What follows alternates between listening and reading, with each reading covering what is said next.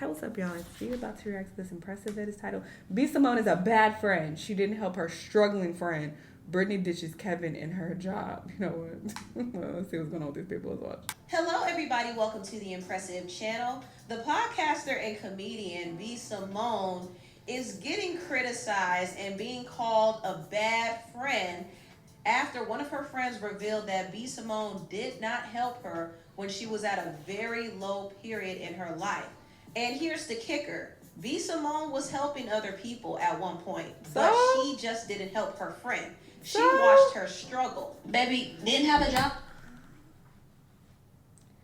I'm not your goddamn mama. I'm not helping you with nothing. I don't care if I help these other people. Maybe I'm closer to these other people, or maybe their situation spoke to me more, or maybe they helped me in the past, so I'm trying to help them. You don't know what the details are, but I'm not obligated to help you with shit. I'm gonna see people struggle around me. I'm not helping everybody that I see struggle around me. I'm not doing that. I hate this idea that you have to help friends and family when they're going through something. And let's be clear, everybody's going through something. All right, you ain't alone in that. We all going through some shit. But more importantly, people like to say they're going through shit because they know you got money. And it's like, can you help me? And they might not be going through nothing. I'm not saying that's her case at all. But the point is, you have to be very careful with this type of thing and not feeling obligated to help everybody around you and save them from their hardships. We're all adults. We're all grown. You're going to have to figure this out yourself, babes. I'm sorry. So I am 1,000% on B. Simone's side. And I ain't even heard the story. I ain't even got to hear it. The fuck? I'm not your mama, your daddy. Why you looking to me to help you? We both grown. And we got dealt the same cards in life. As far as... Okay, I don't want to say that. That's not true. I was worded wrong. We're all dealt different cards in life, obviously, but we all have the free will to turn shit around and make shit happen for ourselves. We got the same 24 hours in a day. I will say that. That's what we got as the same. So you're going to have to grind and figure it out. Sorry. Living with my parents, a single mom. Girl, sounds like you got a roof over your head. All this happened to me this past year. Jesus. And then it's like to not have resentment in my heart towards you because I saw you do this for other people. I saw you give a check to somebody to help them through whatever they went through. I know you. And it's like, God, like nobody didn't give me a handout. But guess what? That wasn't your responsibility. Exactly. God had to take me through that for my own season, for my own thing. I had to get my car repossessed. Jesus. I had to go through the food stamps line. I had to be on Medicaid. Because whatever I'm building my story too. But it's like, as a friend somebody who has sick it, in the head. It's hard to digest. This clip was really crazy to me. When I saw it, I was like, what? I understand that B. Simone is not obligated to help her friend out, but she said that she was living with her parents, so you had somewhere to stay. It's not like, oh, I was out on the street, I had nowhere. I'm in the rain outside your apartment, and none of the homeless shelters would take me in. No, you had somewhere to go. You wouldn't stay with your parents. What's the problem? Her friend was struggling, and it wouldn't hurt if B. Simone extended some help to her during that season. So I thought this clip was crazy, but I did watch the whole video to get more context behind that conversation. And so what I found out about B. Simone is B. Simone has a habit of performing in her friendships. A lot of times she gave to people out of obligation, or she gave to people because she wanted that validation. But it got to a point where she was giving and it wasn't enough. Also, she was giving to the point that it was draining her. So she ended up cutting off her whole friend group and she started only focusing on herself. And she became weary of anybody around her who needed something from her. So she kind of was acting out of trauma, I think. And it really caused her to not even consider the fact that her real friend was struggling. Oh my God, y'all are so sick. I hate everybody so bad. Y'all are so sick. You just said that she was helping other people so much to the point where it drained her. And she felt obligated to help other people, so she had to take a step back from that. And now you mad that she ain't helping this other person? Like, she's already helped other people. So much to the point where it drained her. And now it's, oh, you still ain't doing enough. Look at this one friend you got over here who was struggling. That's not her. I think about all the things I did in my past for people, for friends, for nigga, for family, for the wrong people. the money I done gave people money. I done bought houses. I done paid for divorces. Now think about how I feel as your friend. And then let me tell you, I'm gonna get there. Mm-hmm. And girl, you would not be my friend saying that. You would not be my friend saying that. Think about how I felt. You giving handouts to these other people. I don't owe your big grown ass nothing. Are you fucking serious? That's such a sick mentality. Are you okay? I don't care if I'm giving every last one of my family members some shit and all these other friends shit. I don't owe you anything.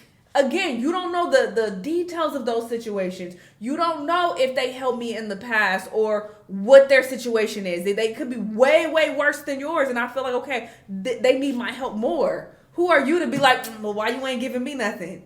What? All that. This is disgusting. Sick. Grown ass people want handouts from other grown ass people. Go get it yourself.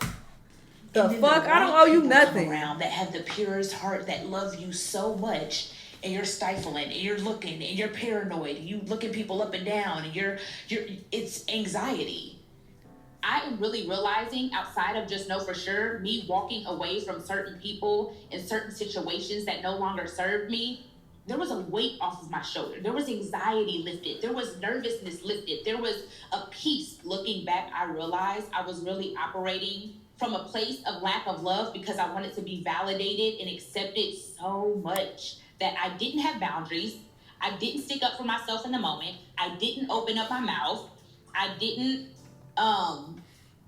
do what was best for me in a lot of situations. I was people pleasing, and now I'm trying to get to the root of why that is. When I kind of look at this, I do understand where B. Simone is coming from. Even though the way she moves in friendships might make her seem like she's cold and mean and she's a bad friend, I do think a lot of times she is reacting out of trauma and self-preservation. And I'm not going to lie to you, I kind of get the feeling that B. Simone lacks emotional awareness. She wouldn't do things out of consideration for her friends. She would more so do things out of obligation. And this is kind of what happened between her and her ex-friend, Megan Ashley. They did a podcast called Know For Sure together, and it was very successful. But Megan was going through a lot at the time. She was going through a divorce. She was dealing with mental health issues, and she needed some extra support. And I think she was a bit too demanding on B. Simone. And B. Simone tried to show up for her, but when she showed up for her, it kind of felt like she was doing it out of obligation, not because she really wanted to. It was just like a burden. When people do for me, I don't want them to do for me out of what I did for them. When you show up for me, I love that you show up, but I also can feel that you did this not because you love me, because you're afraid that if you didn't do it, it's gonna make me upset. And I'm like, am I not just worthy enough to show up for? Right. Like, I don't ever... I hate people, bro. So you feel some type of way because she helped you and it didn't feel like she wanted to help you. So you helped me, but I don't know how I feel about it, because did you really want to? Just take the goddamn help. Why are you even analyzing how it feels and do you really want it? And this feels like people like this, I can't be friends with. This is just so high maintenance. I don't have the patience. Everybody has so many things going on in their lives already, and here you go projecting your stupid shit onto me. Bitch, sit on somebody's couch, talk to a therapist about these feelings. Leave me the fuck alone. Like, oh, this bothered me so much. This is triggering because I've had so many friendships where I feel like they have project their bullshit onto me, and it's like... It's exhausting having friends like this. This shit is exhausting when we all going through shit. Like, I'm going through stuff in my life, okay? I got stuff going on, and here you go with your dumb shit. It's like, do you want the help or not? Okay, I didn't have to help you at all. If you gonna try to pick apart how I'm helping you. Like, girl. Make me upset. And I'm like, am I not just worthy enough to show up for? Right. Girl, go to hell. Like, I don't ever do anything because I'm afraid of you. Or I'm afraid of how you're going to respond. Mm-hmm. Doesn't mean that it's not uncomfortable for me. Mm-hmm. Mm-hmm. Like, when you're moody, it's uncomfortable for me. Mm-hmm. And I feel like it's my responsibility to get you out of that. That was an interesting point that Megan brought up, and this is kind of one of the reasons why their friendship fell apart. And another one of B. Simone's friends actually pointed out that B. Simone lacks emotional awareness. Instead of just doing something thoughtful for her friend, she has to be prompted or asked to do something. And that doesn't always work in friendships. And my grandma passed away. Mm-hmm. And you said, I was crying, you let me talk through it, and it was the best conversation. Mm-hmm. And then you were like, let me know what you need. You know, if you want me to come over, if you want me to bring flowers, if you want me to do this. And it's like, in those moments, I don't want you to say that. I just want you to come over with flowers. What? All right. I want you to... Go to hell. Oh, I want to throw something so bad. You are sick in the head, lady. You are so sick in the head. I don't agree with this. Not everybody has the same brain and thinks the same.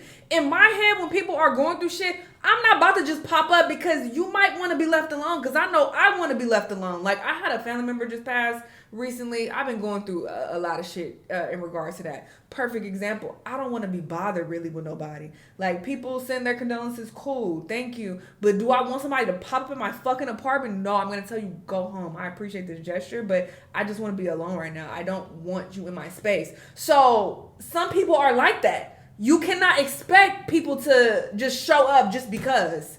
Like, what?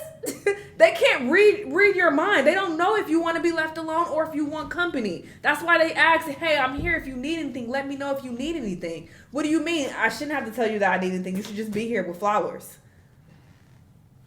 Are you okay? I would never be friends with somebody like this. Bitch, we done. Fuck out of here. That's so much pressure to put on somebody. It's so unrealistic. And, you know, that's a whole nother conversation. I'm not going to get into that. But, because I also feel like a lot of women have issues, okay, in their love lives for this same mentality. And I shouldn't have to ask you why. I'm watching Love Island right now, and ooh, that's pissing me off so bad. It's another side conversation. Hudda, I wanted to throw my phone at the TV. I cannot stand Hudda. Hudda is the embodiment of, anyway, that's a whole other conversation, because not everybody here watches Love Island. But this is why some women struggle with relationships and then with their love life, because some of them have this mentality and expecting their men to be fucking mind readers. A. B. It's so exhausting having female friends like this. And I hate to say it, but I never experienced this type of bullshit with my male friends. I just don't. I hate to admit that, but it is a lot harder being friends with women. I fucking said it. It's so much more drama and nonsense and stupid shit in my female friendships than with my male friendships. It is night and day. It doesn't even compare. And this is a perfect representation of women putting just unrealistic expectations on their friends and just being weirdos. What? Be like, Jesus. You feel weird asking somebody to do certain things like that in a moment of grief. Wow. So it's like, I don't think you're a bad friend. I think you're great. You're an amazing friend. You're a supportive friend. You're a friend that will offer the clothes off your back. You are always there. I think it's just moments of comfort that I think you can show up without permission. Yes. Wow. Exactly, yes. Without permission. In the past, I felt forced to show up without permission. It was performing. It was. What that friend was teaching you were things that you have to have in your friendship. So that was from a place of whatever control, fear, and you did it out of obligation. But like when you really love somebody and that person is your friend, you do it. That's how you show up. Okay. Yeah. Showing up without what did you say? Showing up without permission. I love that. Showing up without permission. Yeah, I think B. Simone probably needs to work on being a better friend. She really does. I think she tries to do what she can. I'm gonna be very clear too. All my friends said that I'm a great friend. All right, so don't think I'm a bad friend. Listen, well, the ones that I've kept. Cause anyway, and I've shared personal story times on my Patreon, and the general consensus is that I've been actually too nice to some of my past friends and let them get away with a little too much. Okay, but the friendships that I have now, I'm very grateful for because they are solid. There's no nonsense. We straight to the point. We don't have these issues, but I've definitely had similar issues like this in the past with old friends, and I can't do friendships like this. So maybe I'm a bad friend when it comes to needy people like this, I guess. Sure. Call it what you want to call it, but I don't agree with that mentality whatsoever. I think it's very juvenile and it's very weird to put that pressure on your friend. And when it's like, I'm not in your head. I don't know what you want right now. That's why I'm asking you. You can't expect me to just pop up at your place when you might not want to be bothered. But she might be a bit emotionally detached at times, and she also has some friendship trauma. So that's something she has to kind of work through so she can become a better friend. Now, I want to move on and talk about Brittany Renner. Brittany Renner decided to take off her hijab, and now she's being called out for cosplaying as a Muslim. Now, it is interesting to note that Brittany removed her hijab after she announced that she was divorcing the rapper Kevin Gates. Kevin claims that he is a Muslim, and I do believe he actually inspired Brittany to become a Muslim too. And this is not the first time that you see a woman convert to a religion for a man. It happens quite often. But I think Brittany was plotting because she wanted Kevin, and also she was looking for a place to stay. She needed security, and Kevin was willing to give her just that. Now, Kevin is still married to his first wife, Drika, and also he was in a relationship with another woman named Persia. However, Brittany Renner still got with Kevin because, like I said, she was looking for that security. And she really played the part, and she was dressing modestly, and I think she did this to appease Kevin. Also, she was doing this as a way to rebrand herself. And I think it was working. I mean, she was able to get on Basketball Wives, so her conversion became a part of her story. But all of that went out the window once she and Kevin got divorced. And they were only married for 52 days. We got married April 6th and divorced May 28th. So you're divorced? Yes. But there is a 90-day waiting period in Islam where it's basically you have 90 days to see if you're pregnant because then he would be responsible, right? And then also in those 90 days, it's for reconciliation because Allah wants you to stay married. And then during those 90 days, you are not to entertain anybody romantically. So what I will say is that Islam has made my life a lot easier. I think even with this transition and things changing, honestly, it's like I don't think anybody gets married to not stay married. So I think my biggest thing for me is this is a nice 90-day reset, just focusing on myself and pouring into myself. And what I also will add is that I followed my heart, and that's more than what most people can say in this world. Now, I don't know exactly what caused Brittany and Kevin to break up, but I can take a wild guess. Maybe Kevin wasn't faithful, and maybe he got tired of her, and like he gets tired of his other women. This is what he does. And his other girlfriend called him and Brittany Renner out, and she spilled some tea. This man lied to me about so much that I recently just found out about. Like, when I was at his show with him in Florida, we were obviously staying. Wait, is this the same person? This does not look like the same person. He spilled some tea. Am I tripping? This man lied to me about so much that I recently just found out about. Like, when I was at his show with him in Florida, we were obviously staying at a hotel. He lied to me and said he was going to take a walk with his daughter and have a talk with her. He went and f***ed another girl while I was waiting in the hotel room. For hours, I was just in the room waiting for him. Like, how fucking sick is that?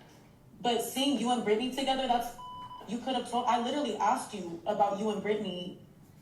I don't think you know, but I don't feel like talking about this no more because it's not making my life peaceful. Okay, so one last thing, be honest, are you and Brittany? No, we can't have sex till marriage. But you guys are back fucking with each other, you guys are back together, right?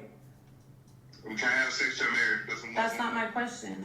Brittany, you preach that you don't want to deal with a man that deals with multiple women, yet you're dealing with one. How contradicting is that? It's honestly just sick how I was just laid up with him and you've seen it and decide to hit him up to meet up.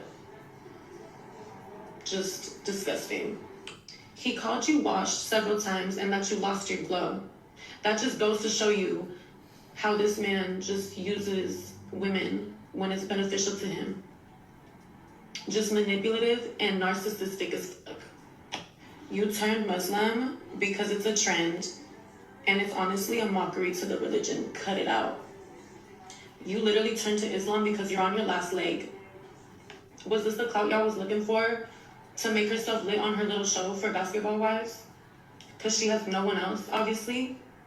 Knowing that I was just laid up in the bed with you. Why are you attacking her instead of him? So that was the tea Persia spilled. I mean, as you can see, Kevin had a lot going on. He had a lot going on, and I think Brittany saw some sides of him that she didn't want to see. She knew that he was unfaithful, and also Kevin kind of discards women when he gets disinterested. I think that's a pattern with him. So Brittany decided that if the marriage is over, then the whole hijab get up is over too.